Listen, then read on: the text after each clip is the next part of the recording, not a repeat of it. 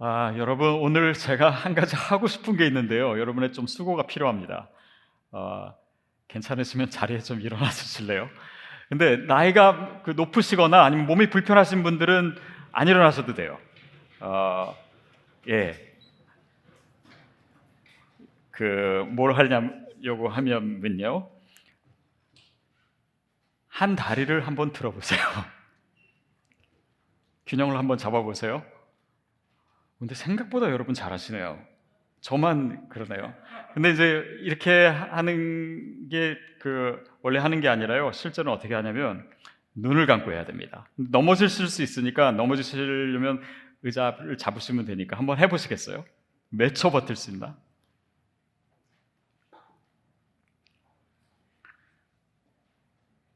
네, 넘어지신 분들은 중심 못 잡으시면 그냥 앉으시면 됩니다.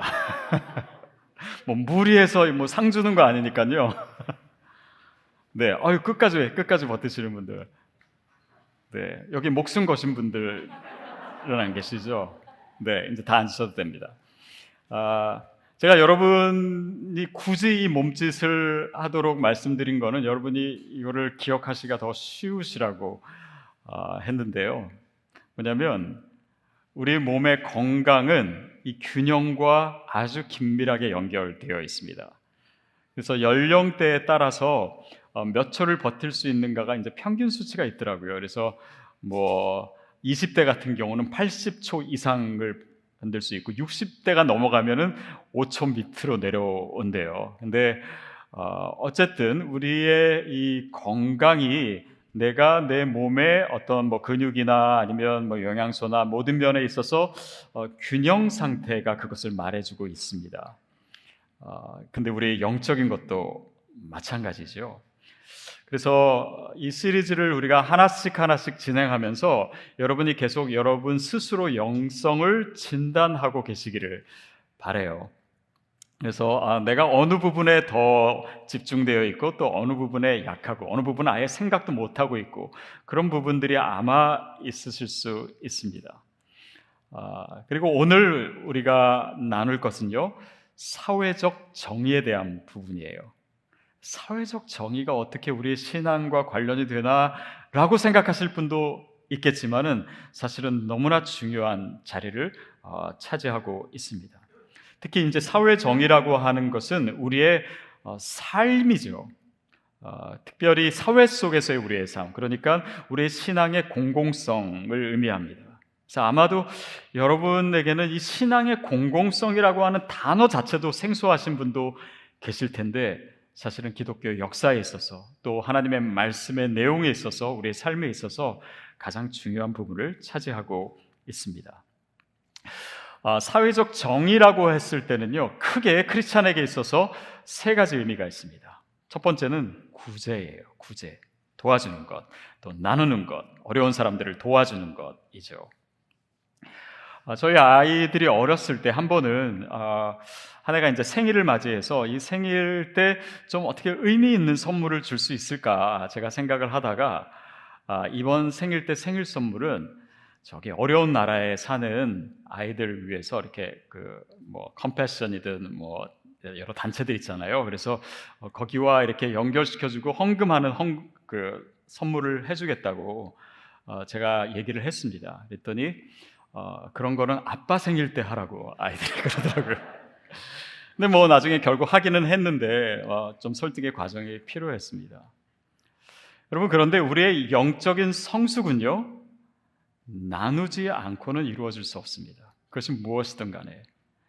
왜냐하면 나눈다라고 하는 것에는요, 내가 스스로 살아갈 때 내 자기 중심적인 삶을 벗어나는 것을 의미하기도 하고 또 하나님의 말씀에 순종하는 것을 뜻하기도 하고 또 내가 물질주의나 어떤 그런 세속의 가치대로 살지 않는다라고 하는 고백도 담겨 있기도 합니다. 그러니까 거기에 영적인 의미가 있지요. 또한 크리스천 신앙은요, 단지 내가 뭘 하지 않는 것, 죄를 짓지 않는 것, 거기에 머물지 않습니다.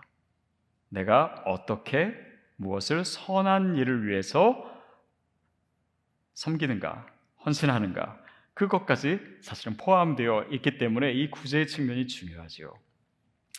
두 번째는 윤리입니다. 그러니까 윤리는 그냥 학교에서 배우는 것이 우리가 교회에서 윤리에 대해서 얘기하지 않는 것 같이 느낄 수도 있고, 또 윤리라고 하는 것이 뭡니까? 사회 속에서 살아갔을 때 인간으로서 우리가 해야 될 도리를 얘기하죠. 규율을 지킨다든지 법을 지킨다든지. 근데 그렇게 이 윤리를 지키는 것이 크리스찬에게 있어서는 그 자체로도 의미가 있지만, 우리가 세상 속에서 크리스찬의 진정성을 보여줄 수 있는 언어이기 때문에 그렇습니다. 그리고 세상과 소통할 수 있는 언어이자 공감대이기도 하고요, 또 복음의 접촉점이 되기 때문에 윤리가 중요하기도 합니다.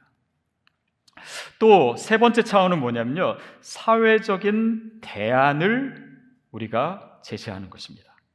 그러니까 세상 속에 많은 문제들이 있잖아요. 그 문제에 대해서 크리스찬들은 나는 영적이고 나는 교회 다니니까 그거는 세상의 문제고 나는 그냥 교회 문제 또 영적인 문제에만 신경 쓴다가 아니라, 그 세상의 아픔과 세상의 부조리와 세상의 고통에 대해서 우리가 책임감을 갖는 것, 그리고 그것을 위해서 성경적인 대안을 찾아내고 하나님의 나라를 세상에 보여주는 그 역할이 우리의 영성에 있어서, 사회적 정의에 있어서 굉장히 중요한 위치를 차지해요.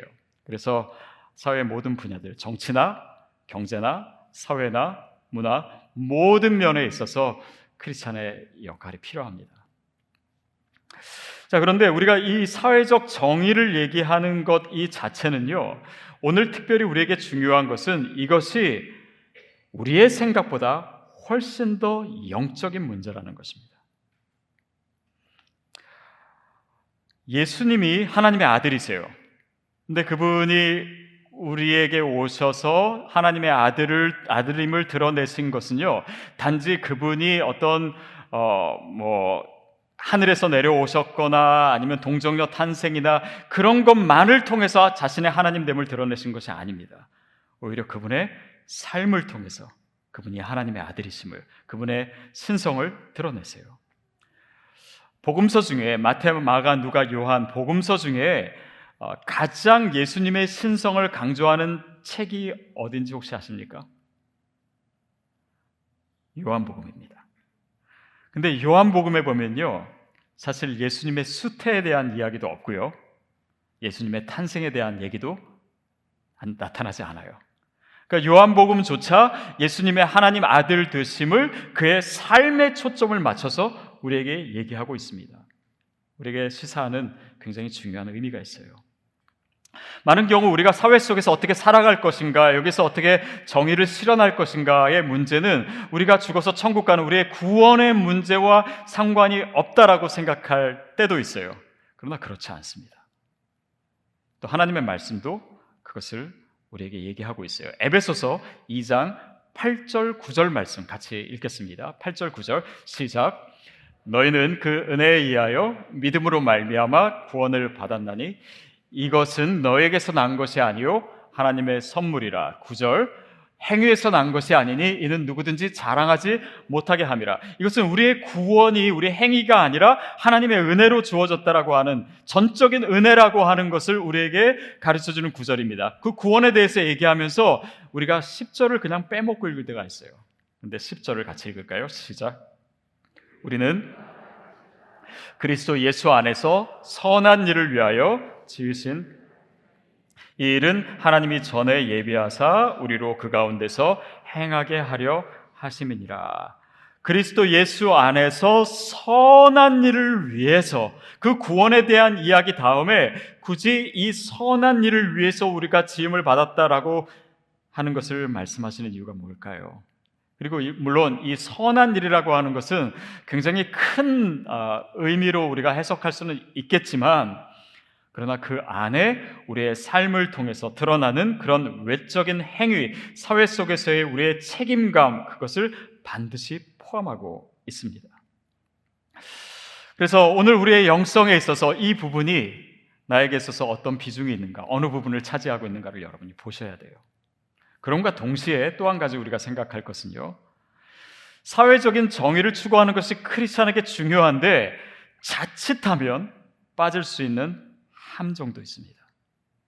그건 뭐냐면, 먼저는 이런 어떤 인권 문제든 아니면 가난한 자를 도와주는 문제든 이런 사회적 정의를 추구하다 보면은 그것이 너무 중요한 건 맞습니다. 그러나 그것을 추구하는 나머지 추구하다가 나의 정체성이나 목적이 거기에만 머무는 것이에요. 예를 들면 교회는 구제를 하고 또 사회적 정의에 대해서 헌신해야 됩니다. 그러나 사회 봉사 단체만은 아닙니다. 크리스찬으로서 우리가 그것을 위해서 행동하고 또 사역하고 헌신해야 되겠지만 그것 자체가 우리의 정체성이나 우리의 목적은 아닙니다. 많은 경우에 예를 들면 인권 문제나 아니면 평등 문제나 그것에 대해서 헌신하는 크리스찬들이 있습니다. 너무 좋아요. 그런데 그 사람들 중에 나중에는 그 평등에 대한 절대적인 가치 때문에 기독교를 상대화하거나 기독교 신앙으로부터 멀어져 있는 사람도 있더라고요. 그리고 나중에는 신앙이 어떤 진리나 구원의 문제가 아니라 그냥 개인의 취향의 문제이다라고 하는 결론으로 가는 사람들도 있어요. 본질을 벗어난 것입니다. 두 번째는 자칫하면 우리가 율법주의 함정에 빠질 수가 있어요. 왜냐하면 이 사회적 정의를 추구한다는 것이 우리의 행동의 문제고 행동 양식의 문제이기 때문에 어떤 겉으로 드러나는 것이 중요합니다. 그러나 또 그러다 보면은 스스로 자기를 그렇게 판단하거나 아니면 다른 사람을 내가 가진 기준과 내가 하는 행동들에 의해서 나와 생각이 다르거나 나만큼 움직이지 않거나 이런 사람들을 정죄하기도 해요. 그것은 좋은 의도로 시작해서 또 왜곡에 빠지는 것이 되겠죠. 또 세 번째는요, 사회 문제에 관심을 갖거나 어려운 사람을 돕거나 이런 것들이 너무나 선한 거고 하나님 기뻐하시는 일인데 인간은 또 사람들은 그것을 너무나 쉽게 정치화시켜요. 그래서 소외된 자, 가난한 자를 돕는 것은 그건 좌파에서 하는 일, 진보에서 하는 일 이렇게 하고 좌파 우파를 나누거나 뭔가 의미 있는 일을 하는 것을 정치적 그런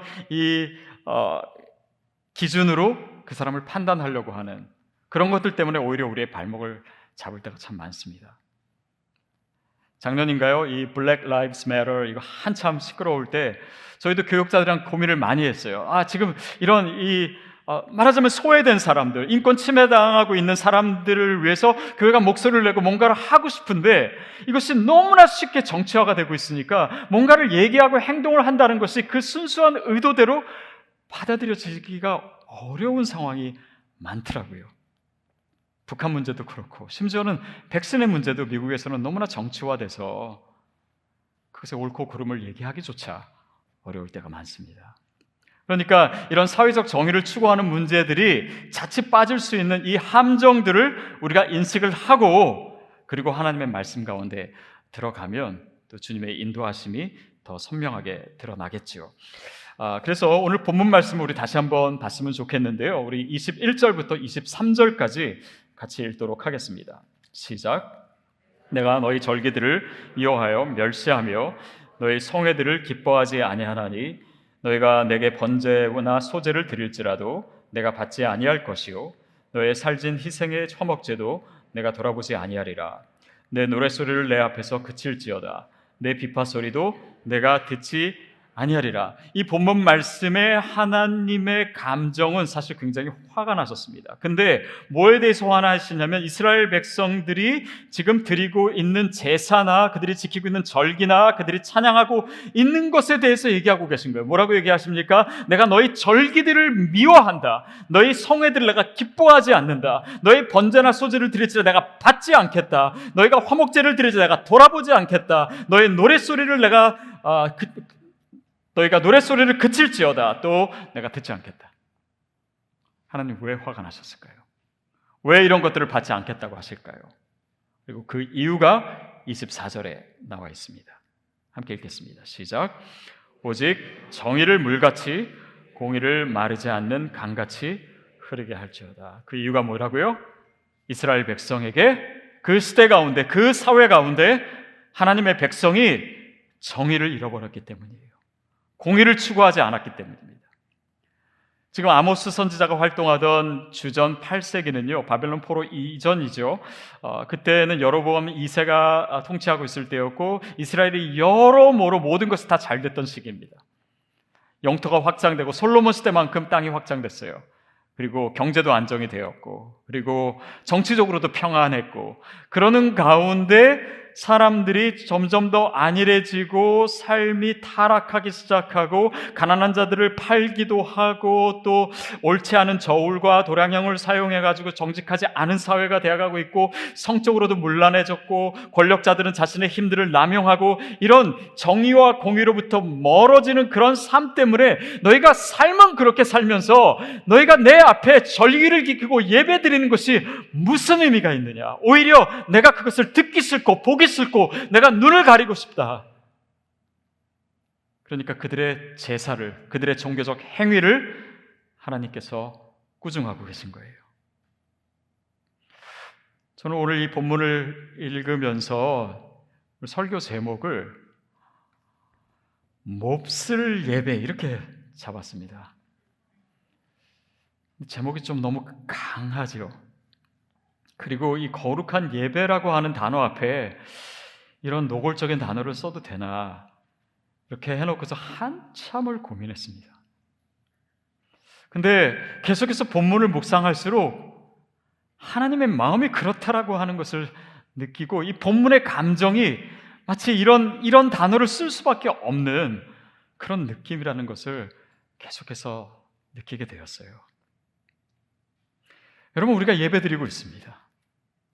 근데 이 예배가 거룩하고 우리가 정말 정성으로 드리고 최선으로 드리는 이 예배마저도요 악한 도구가 될 수가 있습니다. 왜냐하면 우리가 거룩하지 못한 삶을 살고 하나님의 정의와 하나님의 공의로부터 멀어진 삶을 살면서 그냥 주일날 와서 예배드리는 그 예배는 오히려 우리를 더 영적으로 무감각하게 만들 수 있어요. 오히려 우리를 착각하게 만들 수 있습니다. 아, 내가 그래도 이렇게 예배 드리니까 내 삶에 별 문제가 없어. 내 신앙에도 별 문제가 없어. 내 신앙을 왜곡하게 만들 수도 있습니다. 그래서 이스라엘 백성들의 그 예배를 하나님께서 책망하셨던 것처럼 오늘날 우리의 시대의 예배에 대해서 하나님이 어떤 마음과 어떤 시선을 가지고 계실까? 그것을 질문하게 됩니다. 여러분, 우리가 주님을 위해서 살아간다고 하고 또 우리가 예배한다고 하지만 정말 주님이 기뻐하시는 삶입니까? 그리고 그런 예배입니까? 근데 오늘 본문 말씀에는요, 이스라엘 백성들의 삶의 문제를 그들이 드리고 있는 제사나 예배의 문제와 결부시키고 있어요. 아니, 이건 삶은 삶이고 예배는 예배지 왜 이것을 동시에 얘기하실까? 근데 성경에는요 그런 데가 참 많습니다.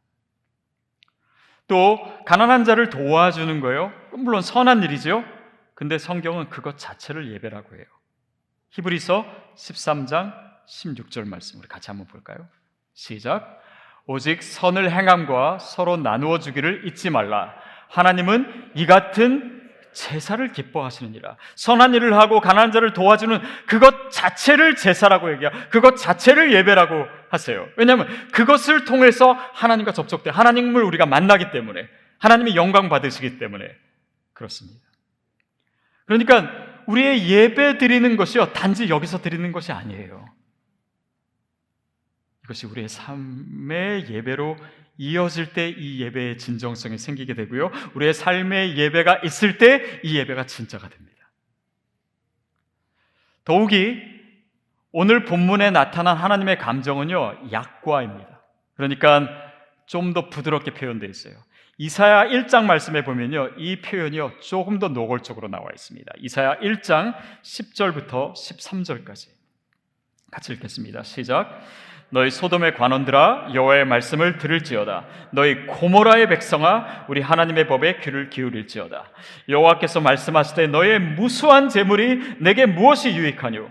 나의 순양의 범죄와 살찐 짐승의 기름에 배불렀고 나는 수송아지나 어린 양이나 순염소의 피를 기뻐하지 아니하노라. 너희가 내 앞에 보이러 오니 이것을 누가 너희에게 요구하였느냐? 내 마당만 밟을 뿐이니라.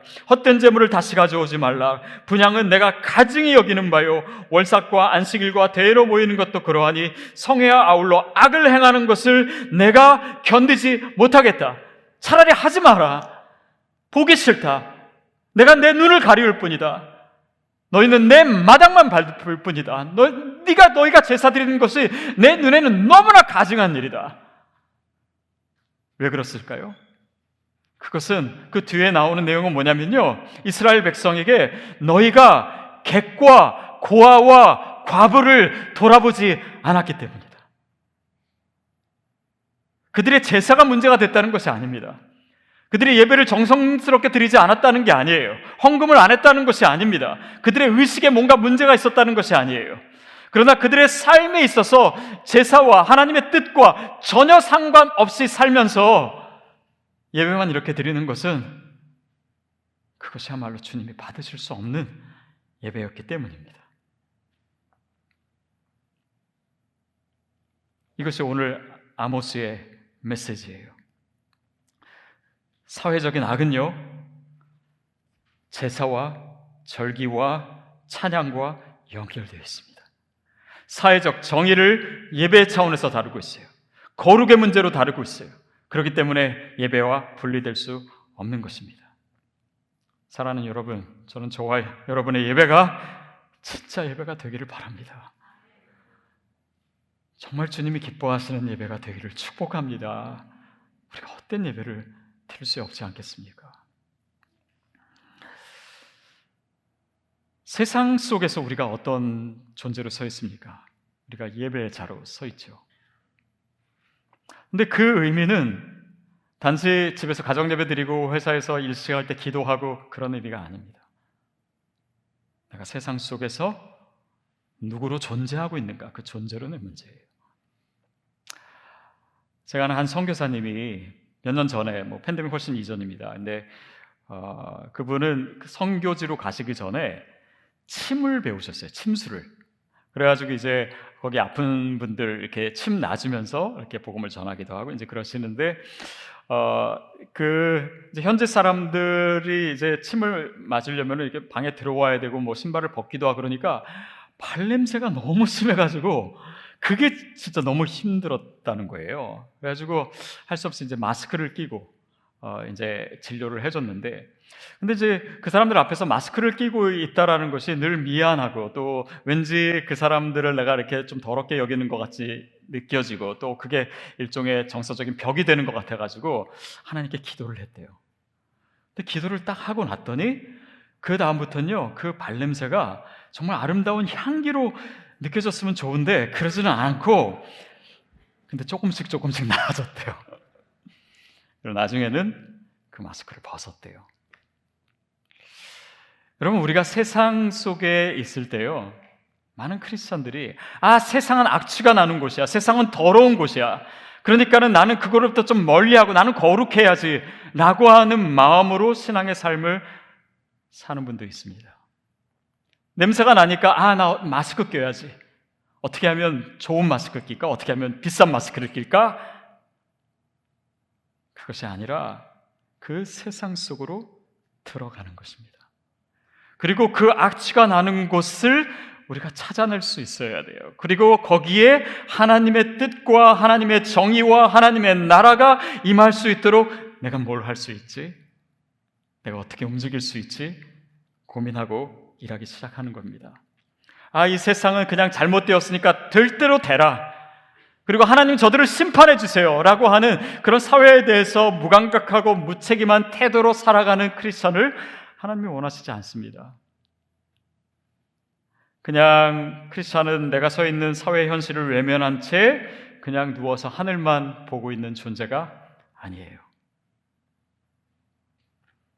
여러분, 그래서 우리가 늘 나누듯이 우리가 좋은 시민이 되자라고 하는 것이 바로 그것입니다. 우리가 교회 헌금의 1%를 환경을 위해서 드리자고 하는 이유도 바로 그것입니다. 우리가 교회 앞에서 좌회전하지 말자라고 하는 것도 바로 그 이유입니다. 우리 지역사회팀이 모여서 늘 우리가 지역을 어떻게 섬길까 고민하고 또 여러분과 나누는 이유도 그것입니다. 우리 주변에 가난하고 힘들고 소외된 사람이 누가 있을까 발벗고 나서는 이유도 바로 거기에 있습니다. 그것이 영적이기 때문에, 그것이 예배이기 때문에, 그것이 이 시대에 하나님이 우리에게 요구하시는 영성이기 때문에 그렇습니다. 그리고 앞으로 우리가 해야 될 일도 너무나 많아요. 그러면 여러분, 우리가 이런 영적인 책임감을, 사회에 대한 영적인 그런 부담감을 갖게 됐을 때 우리가 뭐부터 해야 됩니까?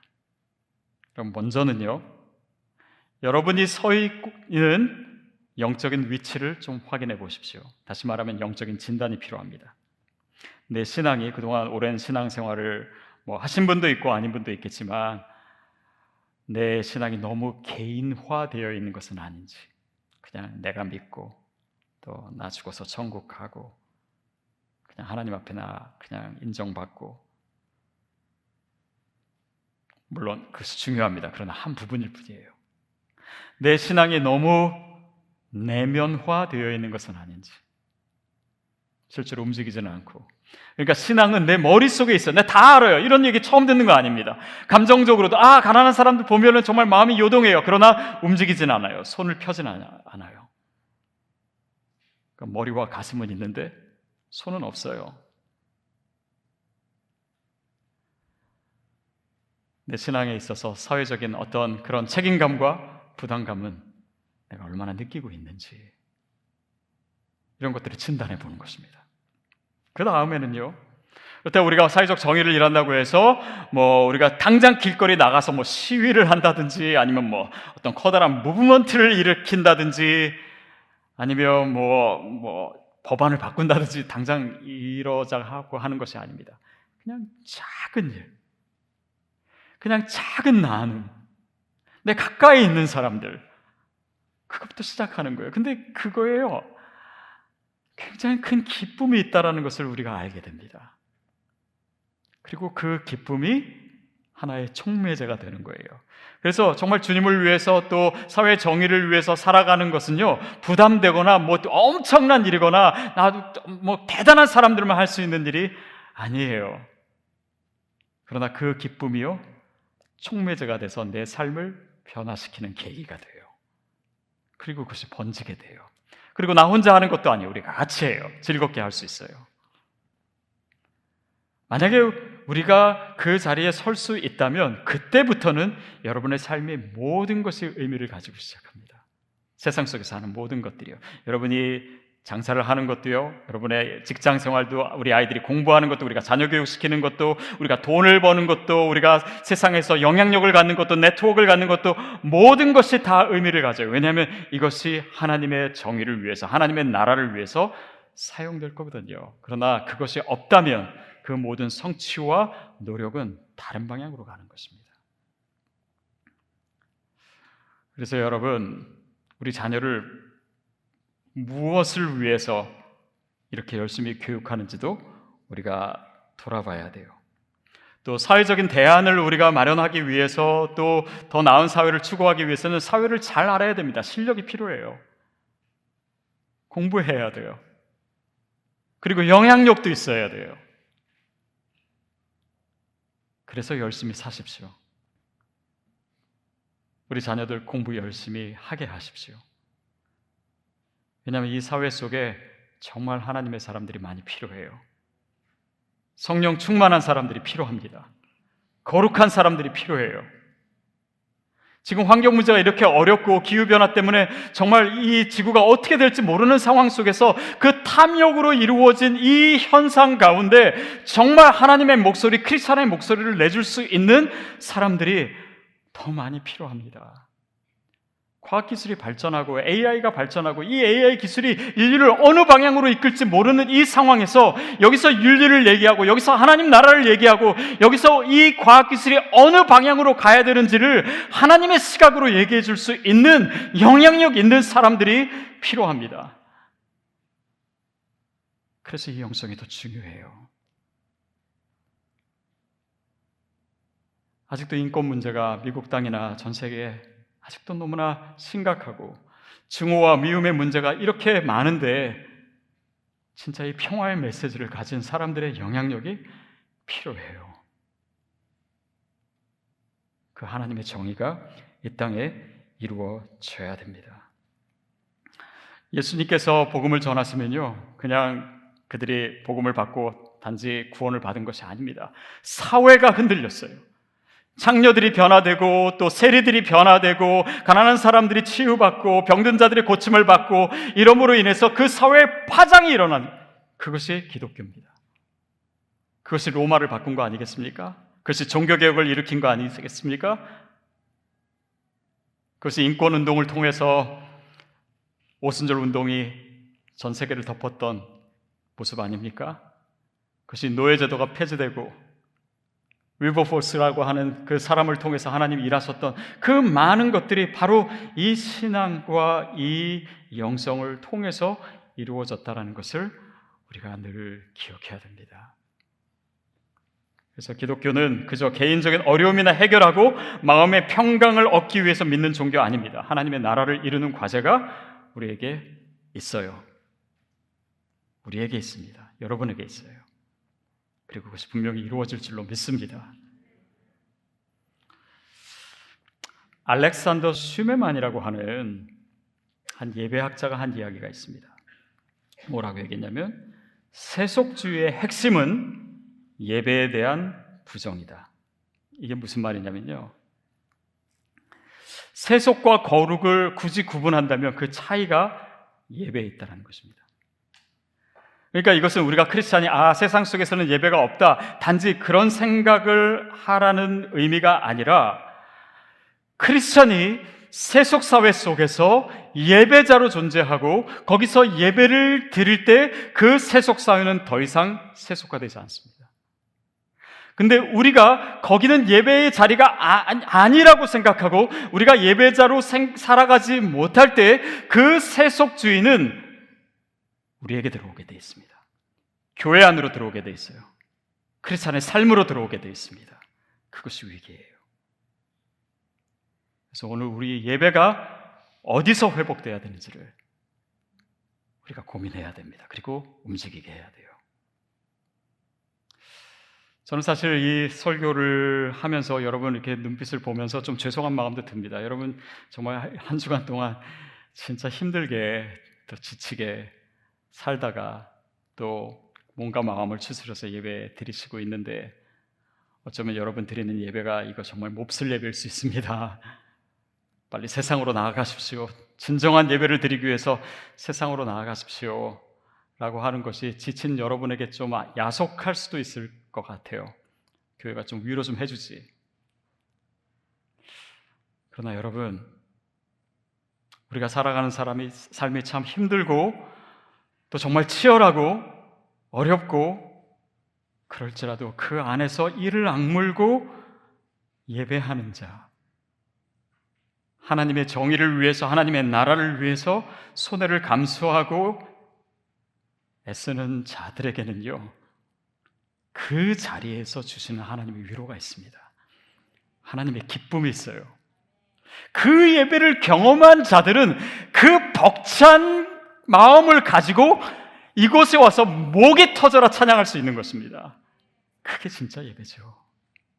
그냥 여기서만 위로받고 일주일 간신히 버틸 힘 가지고 세상에 나가서 또 치이게 살다가 그냥 또 여기 와서 회개하고 그 예배를 넘어서서 정말 주님이 기뻐하시는 예배를 여러분이 드릴 수 있게 되기를 바랍니다. 교회의 축은 교회 안이 아니라 교회 바깥에 있습니다. 예배의 축은 예배 안에만 있는 것이 아니라 예배 바깥에 있습니다. 저 세속 사회 속에 있어요. 여러분의 가정이, 여러분의 일터가, 직장이, 여러분의 세상 속에서의 모든 관계가, 또 그 상황이 예배의 자리 되기를 바랍니다. 그래서 정말 주님이 기뻐하시는 예배자로 살아가게 되시기를, 한 분 한 분 정말 그 주님의 마음을 갖고 세상으로 파송되시기를 주님의 이름으로 축복합니다.